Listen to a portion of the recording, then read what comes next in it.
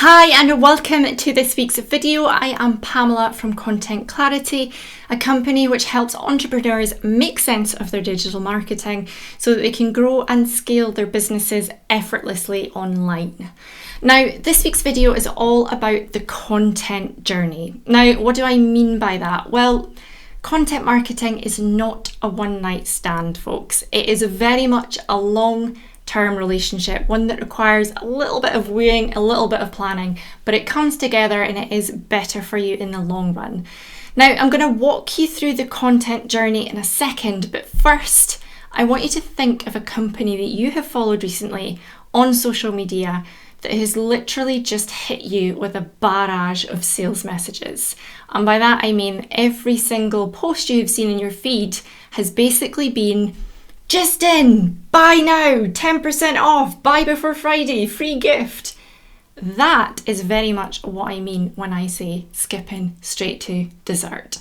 They have missed every other part of the content marketing jigsaw puzzle piece there and gone straight for the good bit.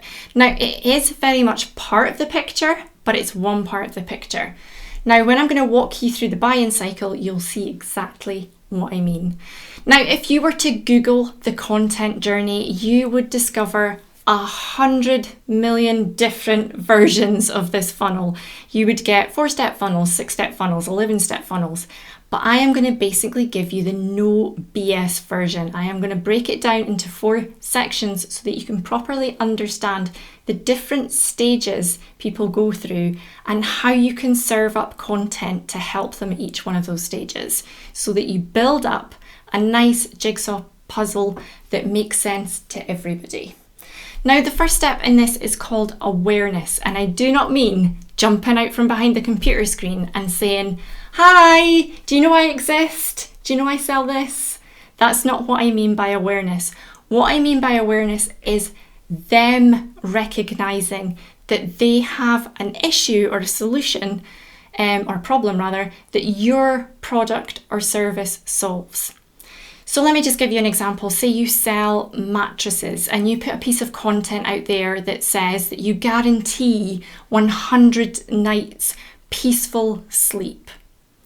Now, someone who's maybe not had a great night's sleep in 4 months might be like, "Oh, I actually didn't think for 1 minute that my issue might have been the mattress."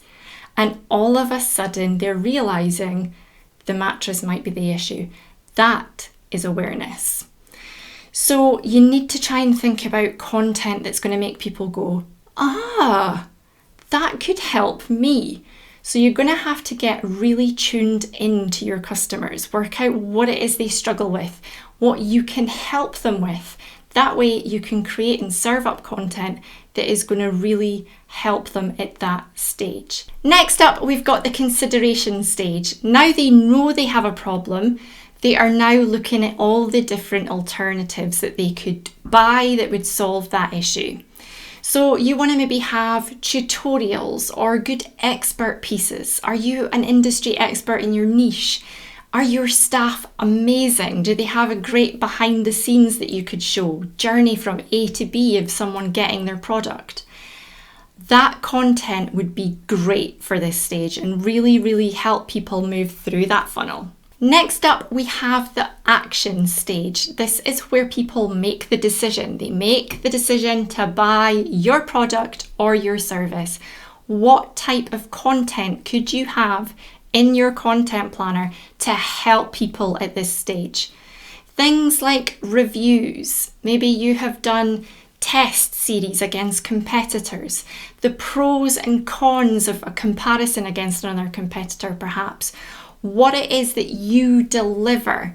Maybe your mattress comes rolled up in one of those lovely little boxes that get delivered at your door, so you don't have to drag it into your car, a nice big king size mattress, trying to squeeze it in your car. These are all things that are going to make that decision process so much smoother. And now we have the post-sale phase. Now, depending upon what it is that you sell, you may well have repeat custom. Now, say for example, you sell cars. For that, it might be a 3-year cycle, 4-year cycle, or longer before people are buying from you again. But that doesn't mean that just because you've sold them something, you're just going to completely ignore them. You still want to keep them relatively warm so that when they decide 3 years from now that they want to buy a car, they come straight to you. This is when email newsletters are wonderful, keeping in touch with your customers. Another thing that's great at this stage is customer advocacy. So share on social media that this person has just bought your thing. You see it all the time on car dealerships' websites. Mr. Smith picked his car up. Mr. Smith then shares that with all his friends and family because he's super duper chuffed and he's just recommended you to all of his friends and family. So you really want to build that up. And again, that really helps with social proof, which again helps because a lot of people psychologically, they have FOMO, which is fear of missing out. If they see other people buying your stuff, they want to buy your stuff. So again, that social proof is another great thing to include in your content plan as well. So you're going to want to make sure that you have content in your planner that satisfies people at all of these stages, not just that last piece of the puzzle, but all the stages. That means that your content is constantly filtering people through and leaving you to deal with the hot leads. So you're not having to do any of this front work. It just makes so much more sense and it's better investment of your time in the long run. Now, catch last week's video and you'll find out about short and long-term content and you'll see how that equally fits together with this and how you can use long-term content like podcasts, blogs, YouTube videos, things that help you get discovered on search engines to help people become aware of your business in the first place. So there you have it, the content journey. Let me know in the comments if you have any questions, if you already use this in your content planning, or if you're now going to go and brainstorm some content so that you can make sure that you've got enough content to serve everyone at that stage. And I'll see you again next week. Thanks for watching. Bye.